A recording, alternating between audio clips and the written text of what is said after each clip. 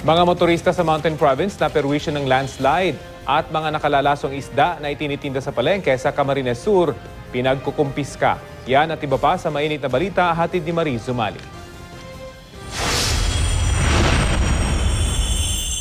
Inuiba ko sa naman po sa pili ang... Nagulantang ang mga tendera sa dried fish section ng isang palengke sa Pili, Camarines Sur dahil sa sorpresang pagdating ng mga tauhan ng Bureau of Fisheries and Aquatic Resources o BFAR.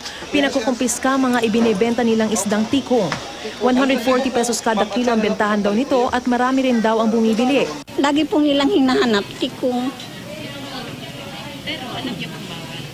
Oo, nagbawal na noon pero paano-ano lang mabawal tapos pag medyo na kalimutan, meron na naman obligasyon po talagang ibigay yun dahil nakakamatay. Sa ilalim ng Administrative Order No. 249 ng BFAR at Department of Agriculture, bawal ang paghuli, pagkain at pagbebenta ng tikong. May taglay raw kasi itong lason na kung tawagin ay tetrodotoxin. Higit daw sa 1,000 beses na mas matindi ang lasong ito kumpara sa sodium cyanide. Ito rin ay tinuturong sanhi ng pagkamatay ng magkakapatid sa Barangay Sabang, Calabangan nito lang Martes. Dinala ang mga nakumpiskang tikong sa Bureau of Fire Protection sa Pili, kung saan sinunog ang mga isda para tiyak na hindi na mapapakinabangan.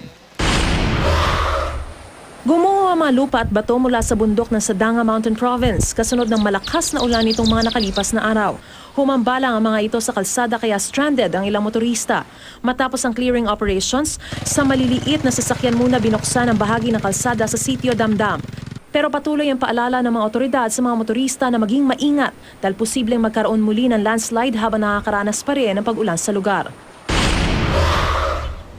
Patuloy naman nakakaranas ng tagtuyot ang bahagi ng San Luis, Aurora.